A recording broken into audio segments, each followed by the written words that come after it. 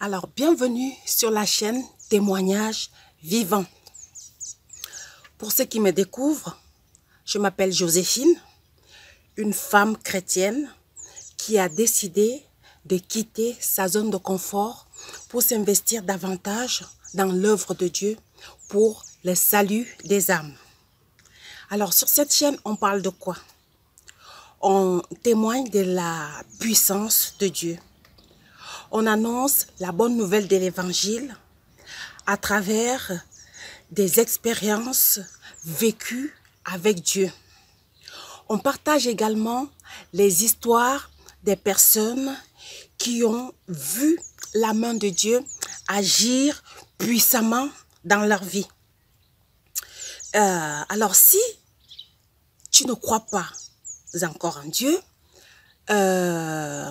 cette chaîne est surtout faite pour toi. Viens écouter, tu ne perds rien à écouter. Et si tu crois en Dieu et que tu as vécu des miracles, des expériences puissantes avec Dieu, viens également partager ces expériences ici sur cette chaîne. Alors, la première histoire qu'on va partager sur cette chaîne, c'est l'histoire d'une veuve qui est ma mère, qui a été accusée d'avoir tué son mari lors du décès de mon père. Alors, il faut dire que mon père est décédé d'un AVC fulgurant. Et comme c'était quelqu'un d'adulé, d'aimé, qui rendait service, donc sa mort et son décès a vraiment attristé beaucoup de monde et beaucoup de personnes. Et ma mère tout de suite a été pointée du doigt et accusée d'avoir tué son mari. Et figurez-vous, la grande famille africaine, toute la belle famille, toute la contrée, pour quelqu'un qui était connu, parce que mon père travaillait dans un hôpital, il était infirmier et il rendait service, et il était vraiment aimé, apprécié de tous, de beaucoup, énormément de personnes. Et donc ma mère a été accusée vraiment de l'avoir tué. Et elle a été maltraitée. Elle a été vraiment traitée pour moins que rien, isolée, insultée, frappée. On lui a jeté des sorts, proféré des paroles de malédiction. Il fallait qu'elle devienne folle. Et du coup, lors de l'enterrement et des funérailles au village, la grande famille du village, les personnes, les anciens, les dignitaires ont décidé de la punir et ils ont décidé de l'isoler. Et en plus, ils ont refusé de lui administrer les rites de veuvage.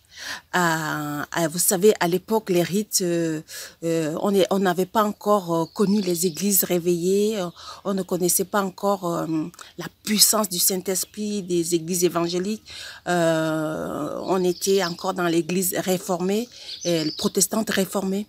Et ma mère, qui aussi était active et avait une charge d'ancienne dans ces églises, dans cette église réformée, était déjà bien ancrée dans la parole de Dieu. Et donc, au décès de mon père lors des funérailles, on décide de l'isoler, de la punir, parce qu'elle a tué son mari et on refuse de lui administrer les rites du veuvage. J'ai envie de dire, heureusement pour elle, hein, heureusement pour elle qu'on ne lui a pas fait, parce qu'en fait, il fallait lui raser les cheveux, il fallait lui faire verser des trucs, des potions sur elle, des rites, quoi, des rites de veuvage. Heureusement pour elle, ça n'a pas été fait. Et ma mère, dans cette situation-là, elle a été isolée, punie. Pour les dignitaires du village, elle a été punie. Elle est punie parce qu'elle a tué son mari et donc elle va devenir folle. Et donc, il refuse de lui administrer les rites de veuvage. C'est-à-dire qu'il refuse de lui raser les cheveux, de lui faire tout ce qu'ils font pour le veuvage quand tu perds ton mari en Afrique. Et toute la famille, toute la grande famille, le village et tout le monde, alors décide qu'elle elle va devenir folle, en fait. Donc, elle va être punie. Du coup, elle est isolée, mise dans son coin. Elle est vraiment écartée de tous. Elle est mise à part. Elle est maltraitée. Elle est insultée. On lui crache dessus, mais d'une violence inouïe. Les gens sont vraiment en colère contre elle. Et notre maman, ce qui nous avait frappé à cette époque, dans notre attitude d'enfant, c'est son positionnement. C'est la façon dont elle a géré cette situation. Elle a géré cette situation, elle a fait le choix de garder le silence et de garder le calme. Et donc du coup, elle a profité de cet isolement parce qu'elle était vraiment isolée et il ne rigolait pas. Vous imaginez, il lui jetait des sorts, il lui lançait des fétiches et tout pour dire qu'elle va devenir complètement folle après l'enterrement de son mari. Et elle a fait le choix de confier cette situation à Dieu. Elle a prié durant tout son temps d'isolement. Et nous, on allait la voir, on l'a trouvée en train de crier à Dieu, en train de prier. Elle nous rassurait, elle nous disait, vous inquiétez pas mes enfants, je confie cette situation à Dieu et je suis sûre que Dieu va me venir en aide. Vous vous rendez compte, à l'époque, nous on était encore gamins, on était vraiment... Et cette attitude nous a vraiment scotché, quoi. Ça nous a surpris, on était vraiment très étonnés de cette manière. Parce qu'on attendait qu'elle puisse se défendre, qu'elle puisse vraiment... mais non, elle a fait le choix du silence, elle a prié, elle a confié à Dieu, elle nous rassurait, nous, elle nous disait, moi, je ne serai pas folle, vous inquiétez pas, je ne serai pas folle, je confie cette situation à Dieu. Elle a prié, elle a invoqué Dieu dans le lieu secret, elle a invoqué Dieu de façon puissante et durant toute la période qu'elle était isolée. Alors j'ai envie de dire, heureusement pour elle qu'on ne lui a pas administré ces rites, parce que vraiment avec la puissance, avec notre statut de chrétien actuel, c'était vraiment pas ce qui était le bienvenu. Mais elle a fait le choix de prier, de confier à Dieu. Et la puissance de Dieu s'est vraiment manifestée. Alors que tout le monde attendait. Alors que tous les gens du village, toute la contrée réunie. Parce qu'il faut dire que mon père était populaire. Donc il y avait du monde qui le connaissait, qui était réuni. Alors sa veuve, elle est devenue folle. Alors que tout le monde attendait de la voir devenir folle avec toutes les paroles de malédiction, toutes les fétiches, tout ce qu'ils lui ont versé dessus, tout ce qu'ils lui ont proféré comme parole de malédiction. Dieu a puissamment agi. Et figurez-vous quoi? Après l'enterrement, on est revenu, parce que toute cette histoire, en fait, elle se passe au village au moment de l'enterrement. Et après l'enterrement, on est revenu en ville, là où on habitait. Et par ses propres moyens, bien sûr, parce qu'en fait, toute la belle famille, toute la famille qui pouvait l'aider était contre elle. Et donc, du coup, elle s'est retrouvée seule. Elle n'avait plus personne, elle avait que nous, ses enfants, et Dieu, quoi.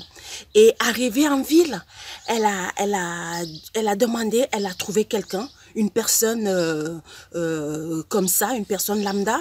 Elle lui a demandé de lui raser les cheveux. Parce qu'elle avait quand même le souci d'honorer la mémoire de son mari. Elle avait le souci d'honorer la mémoire de son mari et de vivre son veuvage. Donc du coup, elle a rasé ses cheveux. Elle a porté la tenue noire durant tout le temps du veuvage pour honorer la mémoire de son mari. Et on la voyait toujours prier confier cette situation à Dieu. Et ce qui nous a vraiment, je vous assure, ça nous a vraiment impressionnés. Elle nous disait, moi, je ne vais pas me venger. Je ne leur tiens pas rigueur et je leur pardonne. Je leur pardonne parce que je sais que je suis innocente. Je n'ai rien fait. Je n'ai absolument rien fait. Et imaginez quoi? Dieu l'a puissamment protégée. Et non seulement elle n'a pas été folle, et en plus elle a été même puissamment bénie. Et vous voyez la parole de Dieu qui dit que Dieu change la malédiction en bénédiction. Elle a été, je vous assure, puissamment bénie. Et pendant que tout le monde toute la famille, toute la belle famille, toute la grande famille attendait de la voir devenir folle. Elle a été protégée par Dieu. La main puissante de Dieu l'a vraiment protégée et vraiment secourue parce qu'elle criait à Dieu. Elle appelait Dieu au secours. Elle demandait à Dieu, on l'entendait, hein, de lui donner la force de partager et de ne pas garder rancœur, de ne pas avoir de rancune ni de vengeance vis-à-vis face à ses bourreaux. Et je vous assure, elle a pardonné ses bourreaux. Elle a pardonné à tous ses bourreaux, à toutes ces personnes qui l'ont maltraitée, qui l'ont traitée pour moins que rien. Et elle était vraiment, elle a manifesté une telle maîtrise, mais parce qu'elle nous a expliqué, parce qu'elle a confié sa situation à Dieu et on a vraiment vu la puissance de Dieu en action. Elle n'a pas été folle, elle a été bénie, elle a été puissamment bénie et Dieu l'a aidée à pardonner ses bourreaux. Alors, si tu as aimé cette vidéo, laisse-moi un j'aime, un vrai pouce bleu. Et tu peux aussi me laisser un commentaire. Et abonne-toi surtout à cette chaîne. Abonne-toi à la chaîne pour nous encourager. Et surtout, partage à quelqu'un. Partage à quelqu'un qui a besoin d'être édifié. N'oublie pas de t'abonner à cette chaîne.